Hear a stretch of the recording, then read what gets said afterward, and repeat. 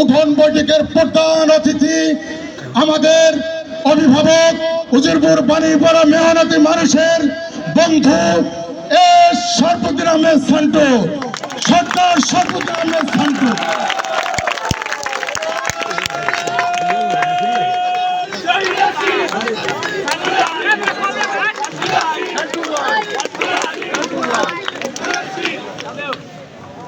বিসমিল্লাহির রহমানির রহিম। উপস্থিত আমার মঞ্চে উপস্থিত আমার নেতৃবৃন্দ, আমার সহকর্মী এবং সামনে উপস্থিত আমার মা ও বোনেরা, ভাইয়েরা, বন্ধুরা, এলাকার মুরব্বিয়ান, সকলকে আসসালামু আলাইকুম, নমস্কার। সবচেয়ে যেটা খারাপ লাগে আমি কিন্তু অন্য সবাই বক্তৃতা দেয়, আমি কিন্তু কথা বলি। আজকে যেটা আমি পরিলক্ষিত করেছি আমি পরে যেটা মঞ্চ হবে সেই মঞ্চে এলাকার মুরব্বীরা বসবে। কোনো নেতাকর্মী আর যেন আমি মঞ্চে না দেখি, কোনো নেতাকর্মী আমার মঞ্চে চাই না। এর পরে সব নেতাকর্মী এখানে দাঁড়াবে, ওখানে বসবে, আর গ্রামের সমাজের মুরব্বী এবং সমাজপতি যারা তারা স্টেজে বসবে। ঠিক আছে? যদি আপনাদেরকে আজকে আশ্বস্ত করতে চাই, যারা নেতাকর্মী আছেন আপনারা বসেন আজকে, তা আগামীতে বসাবো না। আমি আগামীতে কথা বলবো বাটিতে বসে আপনাদের সাথে কথা বলবো।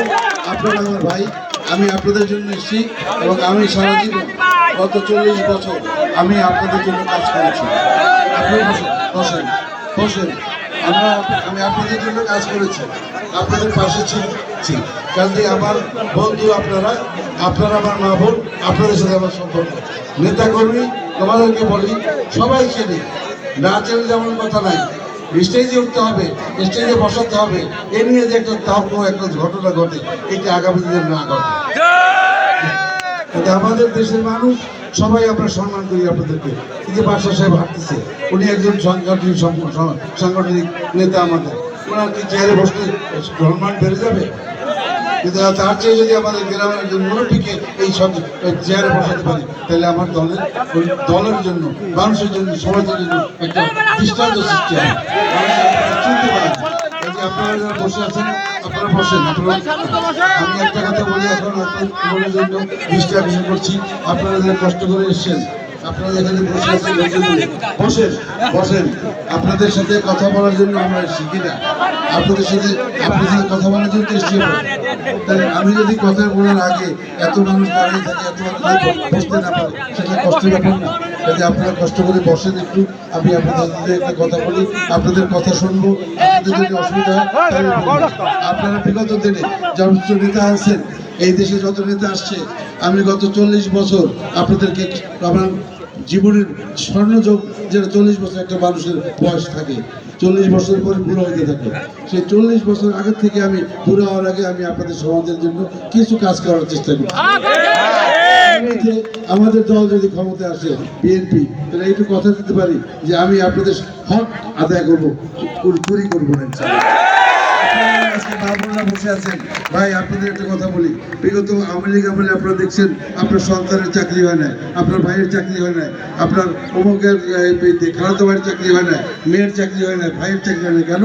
আপনার বিএনপি করেন। আগামীতে বিএনপি ক্ষমতায় না আসে, আবারও সেই অবস্থায় পড়বো আমরা।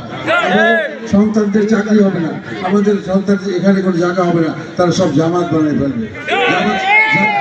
পরে কথা বলতেছি যে আপনাদের যদি চাকরির দরকার হয়, আপনাদের সমাজের যদি উন্নয়ন দরকার হয়, তাহলে এখন বর্তমানে আমাদের সামনে বিএনপি ছাড়া কোনো বিকল্প নাই। যদি আপনার ভাই, আপনার ছেলে, আপনার মেয়ে, আর যদি আপনার বন্ধু, খালাতো ভাই, মামাতো ভাই, তাদের যদি চাকরি দরকার হয়, তাহলে বিএনপি দরকার হবে।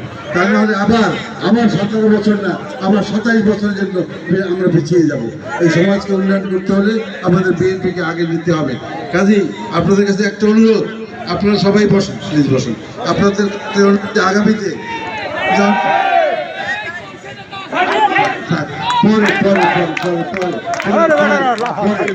আপনাদেরকে একটা কথা বলি যে আপনারা জানেন 1971 সালে দেশ স্বাধীন হয়েছে কিনা? এই স্বাধীনতার প্রতি শক্তি কে ছিল? তারা 2 লক্ষ 3 লক্ষ নরনারীর স্বর্ণধারী করেছে, এখানে বীরাঙ্গনা বানাইছে, 3 লক্ষ নারীকে নরনারীকে ধর্ষণ করেছে, জানেন না এটা? তারপরে সেটাকে আপনার যদি আবার ক্ষমতায় আনেন তাহলে ভবিষ্যৎ কি হবে? এই দল যারা যে বর্তমানে নমিনেশন দিয়েছে, যে ভদ্রলোককে নমিনেশন দিয়েছে, আপনারা তারা চেনেন কিনা বলেন? তাকে চেনেন না। সে এই দেশে কি একটা কলা গাছ লাগাইছে? একটা কলা গাছ লাগাইছে প্রমাণ করতে পারেন তাহলে আমরা সবাই জামাতকে ভোট দেবো। একটা কলা গাছ যে লাগাই না এই দেশে, সেই দেশে উন্নয়ন সে কি করতে পারে? আপনারা বলেন যারা আছেন এখানে, 1-2 হলো এখানে আছেন, আপনি তাদেরকে প্রশ্ন করি, আপনাদের নেতা একটা কলা গাছ এই দেশে লাগায় নাই এবং তাদের মানুষকে তারা চেনে না, সে আমাদের সম্বন্ধে মন্তব্য করে। এই বিএনপি তাদেরকে এই দেশের বসার এবং এই দেশে কাজ করার সুযোগ দিচ্ছে। বিএনপি এই তারা সবসময় নিজেদের রূপ বদলেছে, তারা কখনো আওয়ামী লীগের সাথে, কখনো জাতীয় পার্টির সাথে, কখনো বিএনপির সাথে। দল আজকে মা বোনদের নিয়ে যে মন্তব্য করেছে ডক্টর শফিকুর রহমান, মা বোনদেরকে বিশ্বাস বলেছে,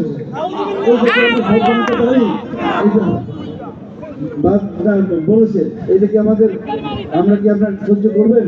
আপনারা মা-বোনদেরকে কষ্ট করি, আপনারা সহ্য করবেন? তাহলে কি আমাদের অল্টারনেটিভ কি? আমাদের দেশ